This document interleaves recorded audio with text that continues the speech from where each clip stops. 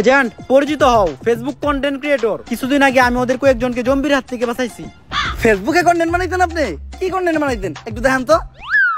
অনুপ্রেরণার আরেক নাম শর্টস অফ লেউটার ভাই। ভাইয়ের লেউটা চাটা ছাড়া আমার আর কোনো যোগ্যতা নাই। ছোট লেউটা বড় লেউটা তাতে কোনো সমস্যা নাই। যদি ভাইয়ের লেউটা চাইটা মাসে লাখ টাকা কামানো যায়। যদিও কন্টেন্টের নামে ভাই আমার লের বানায়, কিন্তু কি আর করার, বাংলাদেশের মানুষ তো এগুলাই খায়। কেমন ছিল কন্টেন্টটা? কন্টেন্ট? এই থেকে কন্টেন্ট কই? তাইলে আমি এতক্ষণ কি বললাম?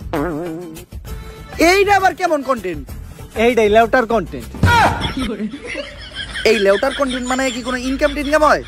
এই লেউটার কন্টেন্ট বানায়া আমার এক মাসের ইনকাম 40 লাখ টাকা। ভাই কোনো মতে কি আমার এই লেউটার কন্টেন্ট বানানো শেখানো যায় না?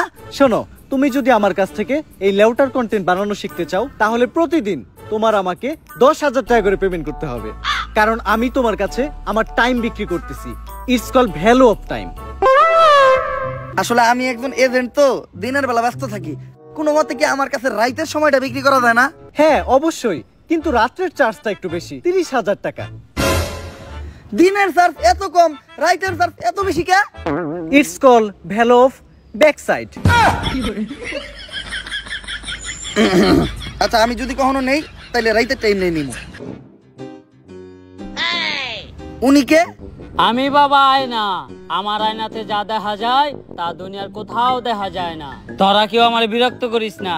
আমি এই দুনিয়ারে বাঁচানোর লিগা এক গভীর ধ্যানে বইছি, যা আগামী 20 বছরও ভাঙা সম্ভব না। ওই সবাই তাড়াতাড়ি এই জায়গা থেকে বাইরা, এক জাক জম্বি আমাগো দিকে আইতেছে।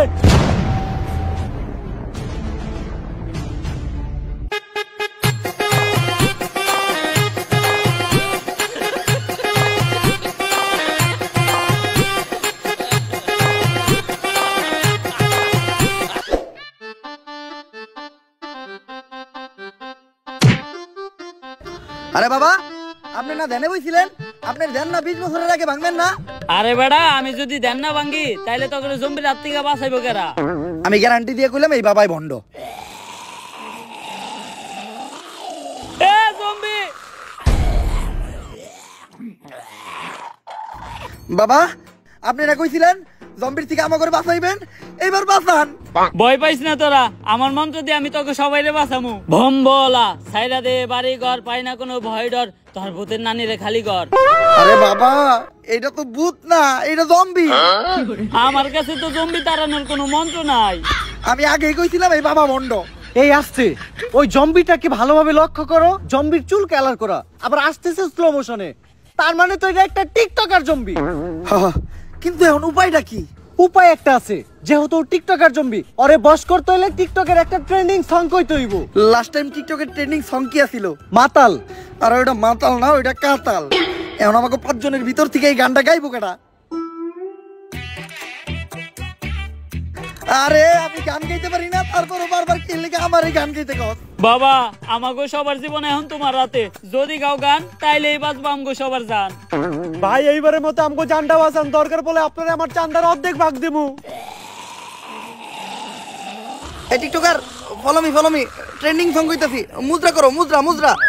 ও জম্বি তেরি আখ কাতাল তেরা নাক কাতাল, যেমনে নাস্তাছস পুরা উথাল পাথাল, আঙ্গরে না খাইয়া গুইরা বাইতে জায়গা, বাইতে যাইয়া দেখবি তোর নানি বেতাল। ও জম্বি তুই পুরাই কাতাল, তুই পুরাই কাতাল, যেমনে নাস্তাছস তোর নাইতাল বেতাল, আঙ্গরে না খাইয়া গুইরা বাইতে জায়গা, বাইতে যাইয়া দেখবি তোর নানি মাতাল। ও জম্বি তোর নানি মাতাল, তোর নানি মাতাল। গেছে রে। এজেন্ট আমি বুঝলাম না, আপনি সব গানে শুধু নানিরে টানেন কেন? ছোটবেলায় আমার বাবা মা মারা গেছে, তারপর আমার নানি আমারে পালছে। তাই নানি হইলো আমার জন্য আবেগ, নানি হইলো ভালোবাসার আরেক নাম। এই জন্য সব জায়গায় দিতে চাই আমি আমার নানির দাম। এইভাবে চলতে থাকলে আমরা বেশি দিন আর জম্বির থেকে সার্ভাইভ করতে পারবো না। তাই তোমার ঘরে আমার ট্রেনিং দিয়া জম্বির সাথে লড়াই করার মতো অবস্থানে নিয়ে যাইতে হইব। চলো।